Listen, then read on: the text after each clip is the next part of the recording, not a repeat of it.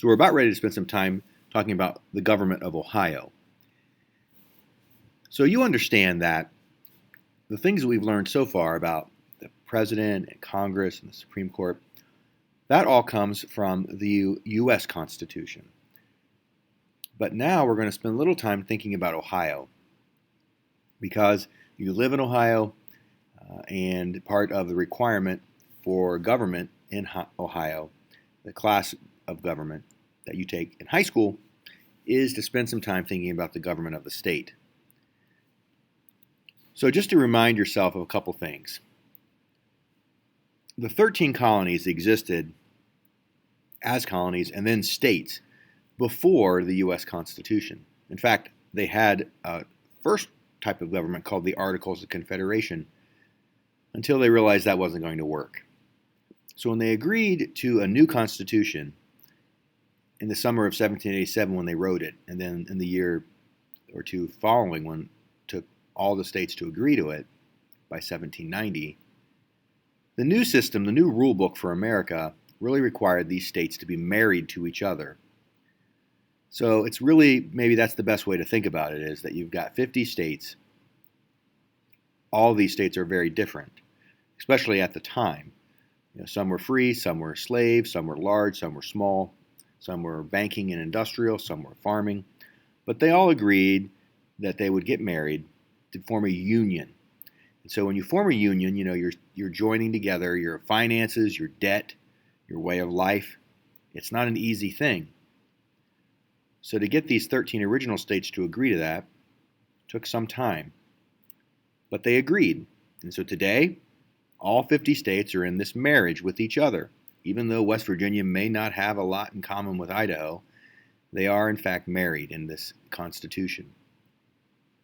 That being said, there is still room for state governments. Remember, this is the United States, so there is a federal government, but there are 50 unique state governments doing their own thing. So to remember what we've learned about or what you've studied in school, federalism is this idea that yes, you can have a federal government and a state government, and some duties and responsibilities are for the federal government. Some duties and responsibilities are for the state government, and then there are some that are shared. That's federalism. The federal government and state governments operating side by side, some duties falling to the federal government, for example, passports. That's a federal job, a federal responsibility. Printing money, that's a federal responsibility. But some states, well, the states, I should say, all have responsibilities of their own. So you're not going to go get a United States of America driver's license. You'll get a state of Ohio driver's license. So states are responsible. And remind yourself of the 10th Amendment, which says that states do have rights. They do have the responsibility and right to be in charge of a lot of things that the federal government would not be in charge of. So that being said, remember, a marriage. These states are married to each other, but they each are still their own state, and they can do pretty much whatever they want as long as they operate within the Constitution. So if the state of West Virginia wants to have a state holiday where they honor someone, they can, and as long as they're operating within the Constitution. What West Virginia can't do is say, hey, we're going to have an election next week and only men can vote, because that would violate the 19th Amendment to the Constitution. Another thing you got to keep in mind as we start studying Ohio is that really when you think about Ohio, a lot of the government is delegated to the county. So when we think about, for example, voting, well, that would be really part of the state's government, but the state then delegates that to each county, and there are 88 counties across Ohio. And so what Madison County does for its elections may not be exactly the same as what Sandusky County does. They have to operate within the U.S. Constitution and also the Ohio Constitution, but a lot of times Ohio turns things over to counties, especially for courts, for criminal proceedings. Those fall within the county. So if you commit a crime in Delaware County, you'll be going and doing court in the county of Delaware. So these 88 counties tend to do their own thing, but they all have to operate within the Ohio Constitution and the U.S. Constitution. So when we think about Ohio's government, they will meet in Columbus, Ohio, and they make the laws for the entire state, the General Assembly. That would be the Ohio House of Representatives and the Ohio Senate. Now, what you should get in your brain is that I would say most of your life, if you stay in Ohio or whatever state you're in, you're going to have more contact with the state government than you ever will with the United States government.